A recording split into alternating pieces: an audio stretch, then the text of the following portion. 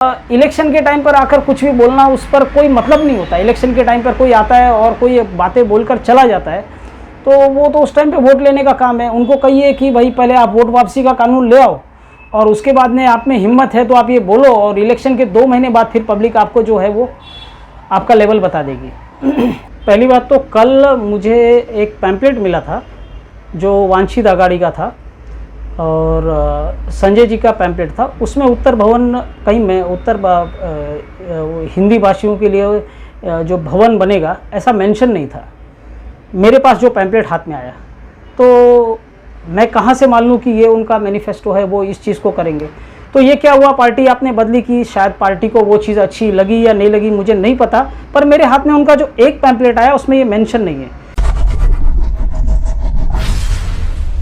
हमें याद है कि भारतीय जनता पार्टी के पिछले मैनिफेस्टो में मेट्रो रेल देने का वादा किया गया था। मेट्रो रेल तो आई नहीं, पर सड़कें धीरे धीरे उल्लासनगर से गायब हो रही हैं। तो ये मेट्रो रेल के विषय पे आप क्या कहेंगे, और क्या भारतीय जनता पार्टी 141 विधानसभा यानी उल्लासनगर, बड़ा उल्लासनगर क्षेत्र, वहां फिर से भारतीय जनता पार्टी के मैनिफेस्टो में मेट्रो रेल का ख्वाब दिखाया जाएगा? क्या कहेंगे अमित जी? कनेक्टिविटी बढ़े, इससे कोई प्रॉब्लम नहीं है, कनेक्टिविटी बढ़नी चाहिए। अगर आप ये कह रहे हैं कि रोड, सड़कें, पानी, अगर ये समस्या जिंदा है तो फिर मेट्रो लेके आने की जो आपकी कोशिश है थोड़ा सा हवाई बातें लगती है, पर फिर भी अगर लेके आना चाहते हैं तो उसको लेके मेरा सुझाव है। मतलब मैं सीधे सीधे ये नहीं कहूँगा कि मेट्रो नहीं आनी चाहिए, पर देश के ऊपर बहुत ज़्यादा कर्जा है। जब मेट्रो जैसी बातें होती है तो विदेशी कंपनियां भारत में आती है और इन्वेस्टमेंट करके यहाँ पर इसे कहते हैं कि फिर वो मेट्रो वगैरह लेके आती है। तो अब ये जो इन्वेस्टमेंट होता है वो इन्वेस्टमेंट डॉलर में आता है, जिसको रुपीज़ में कन्वर्ट करके यहाँ पर वो बिज़नेस करते हैं, और फिर इन्वेस्टमेंट के बाद में जो प्रॉफिट आता है वो प्रॉफिट उनको डॉलर में चाहिए होता है। अब वो डॉलर में देने के लिए भारत सरकार के पास पैसा नहीं है, तो क्योंकि हमारा एक्सपोर्ट खड्डे में जा चुका है, तो फिर बचता 2 ही रास्ता है, या तो कुछ नेचुरल रिसोर्सेस बेचो और या तो फिर विदेशी कर्जा लो। तो इस वजह से भारत के ऊपर कर्जा बढ़ते जाएगा। तो आपको जो इंडिजिनियस है, जो भारतीय है, उसको ज़्यादा से ज़्यादा यूज़ करना चाहिए। उस पर अगर आप कुछ करोगे तो ज़्यादा काम करेगा। तो मैं अपनी तरफ से इस पर यह सुझाव दूंगा कि अगर यहाँ से लेके मुंबई तक आपको कनेक्टिविटी और लोकल रेलवे को इम्प्रूव करना है तो ज़्यादा अच्छा रहेगा कि आप डबल डेकर ट्रेन चलाएं, जो गुजरात में और कई राज्यों में चलती है। वहाँ पर उसका जो खर्चा होता है बिछाने का, उसका ऑन एन एवरेज रेट है 8 से 12 करोड़ पर किलोमीटर, और जबकि मेट्रो का आता है 250 से लेके 600 करोड़ पर किलोमीटर। तो और ये जो खर्चा है वो खर्चा बढ़ाकर कमीशन खोरी पर ज़्यादा ध्यान रहता है मंत्रियों का और नेताओं का। इसमें परसेंटेज जो है वो कटते हैं। तो मेरा ये मानना है कि आपको बहुत बड़ी बड़ी बातें करके लोगों के ऊपर कर्जा डालना, देश के ऊपर कर्जा डालना, ट्रांसपोर्ट को महंगा करना, ये करने के बजाय आपको डबल डेकर ट्रेन चलाना, और जो ज़मीन है वो ज़मीन को कैसे उपयोग में लाया जाए सो दैट आप रेलवे ट्रैक ज़्यादा से ज़्यादा डाल सकें और ज़्यादा से ज़्यादा लोकल चल सके। इलेक्शन के टाइम पर आकर कुछ भी बोलना, उस पर कोई मतलब नहीं होता। इलेक्शन के टाइम पर कोई आता है और कोई बातें बोलकर चला जाता है, तो वो तो उस टाइम पे वोट लेने का काम है। उनको कहिए कि भाई पहले आप वोट वापसी का कानून ले आओ और उसके बाद में आप में हिम्मत है तो आप ये बोलो, और इलेक्शन के 2 महीने बाद फिर पब्लिक आपको जो है वो आपका लेवल बता देगी। अमित जी, उल्लासनगर की राजनीतिक परिदृश्य और यहाँ के मतदाताओं का अगर रेशियो प्रोपोर्शन देखेंगे तो उत्तर भारतीय तबका इस बार निर्णायक भूमिका में दिखाई दे रहा है, और उत्तर भारतीय भवन की कस्में खाने के बाद वह वादा कई सारे जो बड़े नेता हैं और बड़ी पार्टियां हैं उन्होंने तोड़ा, जिसके कारणवश कई सारे नेताओं ने भारतीय जनता पार्टी को छोड़कर और अन्य पार्टी को छोड़कर अब वह भी चुनाव लड़ रहे हैं।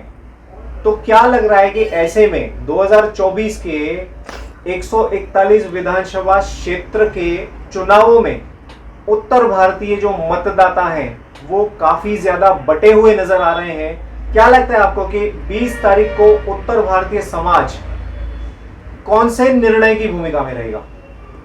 देखिए ये जो हिंदी भवन बनाने की बात कर रहे हैं, ये अगर हिंदी भाषी लोगों की इच्छा है कि ये बनना चाहिए तो ज़रूर बनना चाहिए। पर अगर ये ऐसा हो रहा है कि उनके मुंह में शब्द घुसेड़े जा रहे हैं कि आपकी ये ज़रूरत है, आप इसको मांग कीजिए, उनका बन गया तो हमारा भी बनना चाहिए, ये इसे कहते हैं ना, ये कंपटीशन, ये कंपटीशन बहुत ज़्यादा सही मुझे नहीं लगता। लेकिन फिर भी अगर आपको ये ठीक लगता है, अगर ये नागरिकों की मांग है, तो मुझे कोई ऐतराज़ नहीं है, बनना है तो बने।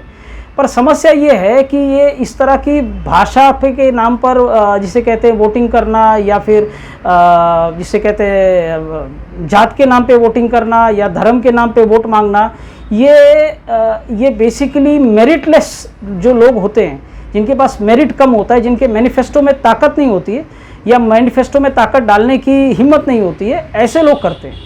हमारा ये जो प्रस्ताव है ये मेरिट पर काम करता है, तो इसमें किसी भी भाषा के नाम पर, जात के नाम पर, धर्म के नाम पर वोट मांगने की ज़रूरत हमको पड़ती नहीं है। हमको जितना वोट मिलेगा हम वो मेरिट पर ही लेंगे, कोई फ़र्क नहीं पड़ता अगर हिंदी भवन बने, मुझे कोई ऐतराज़ नहीं है।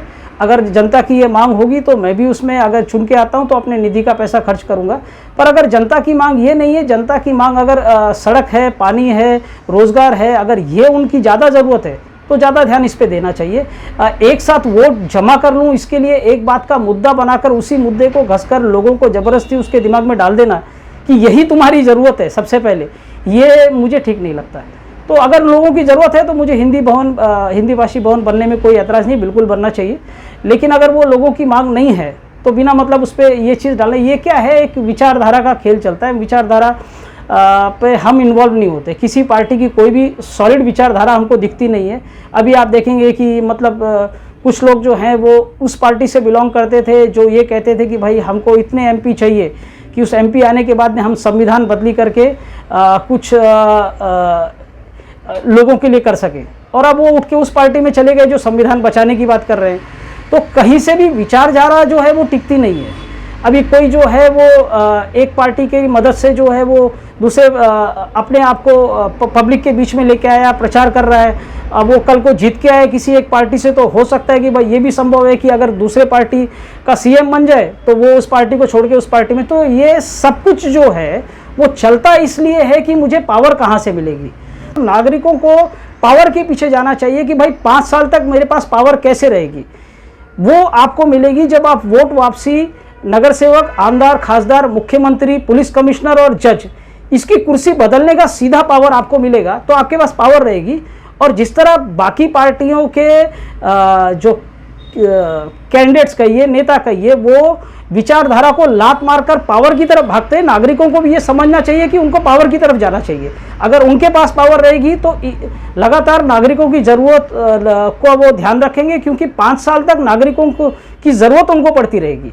आज इलेक्शन होने के बाद उनको हमारी कोई ज़रूरत नहीं पड़ती। संजय गुप्ता जी ने इसी मुद्दे पर भारतीय जनता पार्टी छोड़ी और वंचित बहुजन अघाड़ी की टिकट पर अब वो आमदार कुमार एलानी के सामने प्रतिद्वंदी बनके खड़े हैं। मुद्दा उत्तर भारतीय भवन ही है।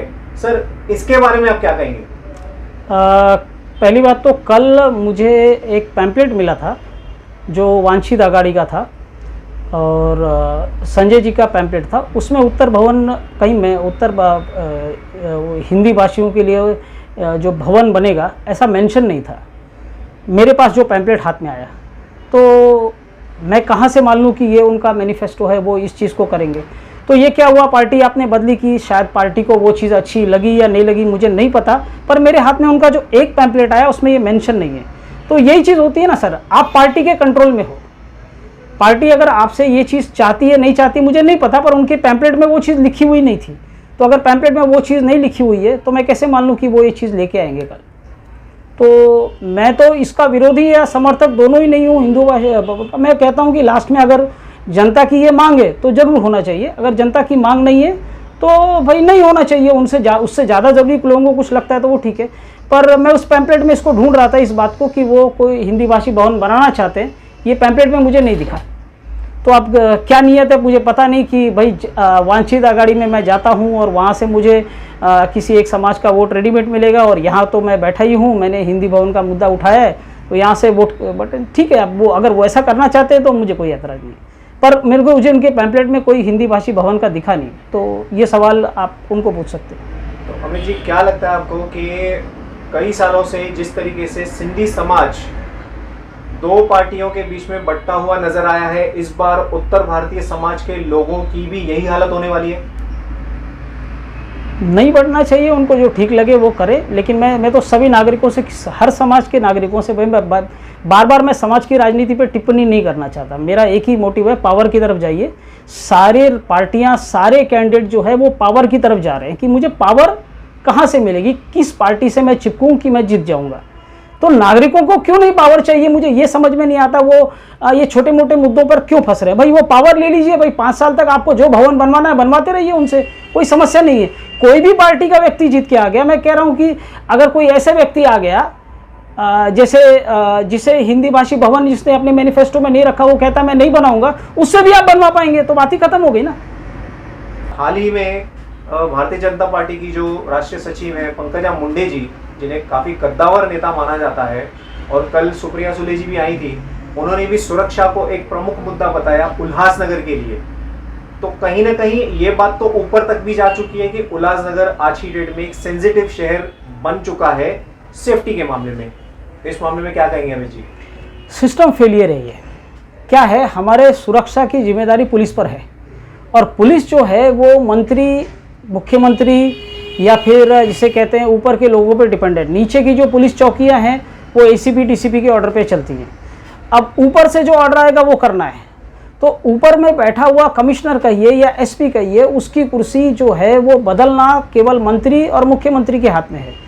तो ऊपर से जो ऑर्डर आएगा वो नीचे चलेगा। ऊपर से अगर ये ऑर्डर आया कि ये सारी चीज़ें साफ करो, ये अपराध हो गया, ये बलात्कार के मामले हो गए, या फिर जिसे कहते हैं जुआ घर हो गए, या फिर जो वैश्यावृत्ति चल रही है, ये सब चीज़ों को ख़त्म करने का ऑर्डर अगर ऊपर से आएगा तो ख़त्म हो जाएगा।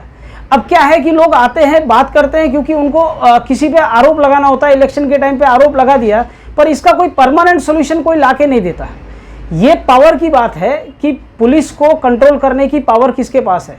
पुलिस कंट्रोल करने की पावर जब तक नेता लोग के पास रहेगी, तो कोई किसी पे फॉल्स केस डलवाएगा सत्ताधारी पक्ष, या तो किसी पे इसे कहते हैं कि अंदर करवाएगा, तो बाद में जब वो जब पावर में आएगा तो इन पे करेगा। तो ये सारी चीज़ें चलती रहेंगी, और पब्लिक जो नीचे के पुलिस अधिकारी हैं उनको फ्रीडम दे देते हैं कि भाई आप नीचे से जो भी ले सकते हो कर सकते हो, इनको फ्रीडम दे के आप भी कमाओ, क्योंकि वो ऊपर गलत कर रहे हैं। तो अब क्या होता है, हमने देखा है कि अब फिर वही नागरिक कहेंगे कि मैं उठ के बाहर चला गया। पर जहाँ पर अच्छा चलता है वो तो हमें देखना ही पड़ेगा ना। भाई अमेरिका की पुलिस पैसा क्यों नहीं खाती?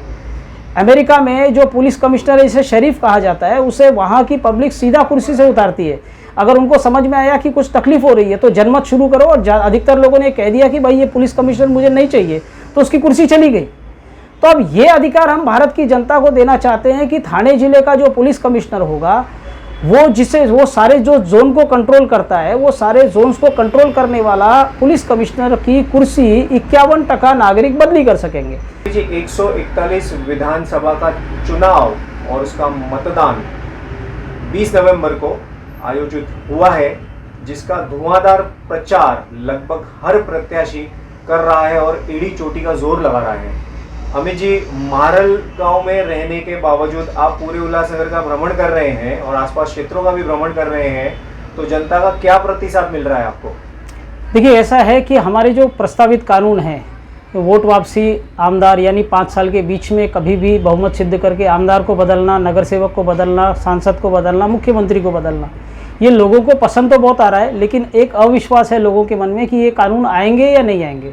तो मैं नागरिकों को ये बताना चाहता हूँ कि ये कानून लेके आने के लिए जैसे जैसे हमारा प्रचार बढ़ा पूरे देश में, ये नेशन वाइड पार्टी है, और जैसे जैसे हम लोग इसका प्रचार बढ़ा रहे हैं, वैसे वैसे कई, इसे गणमान्य कहा जाता है, बड़े बड़े लोग, सेलिब्रिटीज़, ऐसे कई लोगों ने इसके पे अपनी प्रतिक्रिया दे दी है। हम ये चाहते हैं कि नागरिकों को पूरी पावर मिले। अगर एक बार नागरिक ये कह देता है कि भाई जितने मतों से यहाँ पर एमएलए चुन के आया है, उससे ज़्यादा लोगों ने अगर उसको बदलने के लिए दर्ज करा दिया सरकारी ऑफिस के वेबसाइट पे कि भाई मुझे ये आदमी नहीं चाहिए, एसएमएस से करे, मोबाइल ऐप से करे, या वोट वापसी पासबुक से करे, वो दर्ज करा देता है, तो उसकी जिसे कहते हैं कि कुर्सी रद्द हो जाएगी। अमित जी, हवा हवाई, अभी आपने एक शब्द वापरा। जब मैंने आपका पिछला एक न्यूज या वार्तालाप डाला था अपने चैनल पे, तो मुझे एक प्रेक्षक ने सीधे तौर पे कमेंट के माध्यम से ये सवाल किया कि अमित उपाध्याय जो कि 141 विधानसभा के प्रत्याशी हैं, जिन्होंने सबसे पहले नॉमिनेशन फॉर्म भरा, उनको मैंने सुना है और उनकी बातें कानून बदलने की है और चुनाव वो एमएलए का लड़ रहे हैं, तो उनकी बातें कहीं ना कहीं हवाई लगती हैं, जो कि अभी के समय में पॉसिबल नहीं है। तो इस कटाक्ष पर अपने ऊपर क्या कहेंगे सर? देखिए, एक होता है कि आपको एक फंड मिलेगा 5 करोड़ रुपए का, जिससे आप अपने क्षेत्र का विकास करेंगे।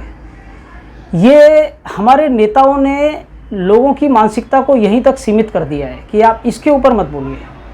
प्रॉब्लम क्या है कि एमएलए जो होता है वो किसी न किसी पार्टी को बिलोंग करता है, और वो पार्टी क्या चीज़ करना चाहती है ये डिपेंड करता है कि वो पार्टी क्या कानून बनाएगी। तो 5 करोड़ का उपयोग करके नागरिकों के लिए सही काम करना, ये हर एमएलए को करना ही चाहिए। इसके लिए प्लानिंग जो है वो की जा सकती है, पर क्या मुझे वो चीफ मिनिस्टर करने देगा? क्वेश्चन इधर आता है। क्या मैं ये कह रहा हूँ कि मुझे उल्लासनगर की सड़कें अच्छी करनी है, पानी लाइट सही करना है, तो क्या मुझे अगर फंड उसके लिए कम पड़ता है तो मंत्री देगा? तो आप अगर ये कहते हैं कि आप इम्प्रूवमेंट करना चाहते हैं और उसमें आप सिर्फ सब कुछ 5 करोड़ से कर सकते हैं, और पार्टी की और देश की और राज्य के मुख्यमंत्री की पॉलिसी जो है वो अगर उसके सपोर्ट में नहीं है, तो ये हो जाएगा, ये पॉसिबल टास्क नहीं है। आप कई एमएलए से जो पहले चुने जा चुके हैं उनसे बात कीजिए, वो आपको कहेंगे भाई मामला मंत्रालय में है। तो मामला मंत्रालय में अब ये 855 बिल्डिंग का मैटर जो इतने सालों से लटका हुआ है, क्यों नहीं कोई भी एमएलए अपने दम पे ही सॉल्व कर लेता इसको? नहीं किया जा सकता क्योंकि आपको वो आदमी चाहिए। तो कानून जो होता है ना, वो कानून क्या करता है, किसी भी बात का परमानेंट सोल्यूशन देता है। और विचारधारा जो होती है उसके बारे में मैंने थोड़ी देर पहले बात कर दिया, वो पार्टी बाय पार्टी, पार्टी अध्यक्ष बाय पार्टी अध्यक्ष, सीएम बाय सीएम बदली होती है। कि इस बार के 2024 के विधानसभा चुनाव में ये प्रेशर कुकर अपनी सीटी कितने लोगों के कान में बज के आपको वोट दिलाएगा? कुछ बताइए सर इसके बारे में। अब देखिए, लोकसभा चुनाव जो 6 महीने पहले हुआ था उसमें मैं 5वें नंबर पे था, मुझे 4200 वोट मिले थे लगभग, और जो भी मुझसे हुआ मैंने किया। बाकी कई ऐसे थे, उसमें 28 प्रत्याशी टोटल थे।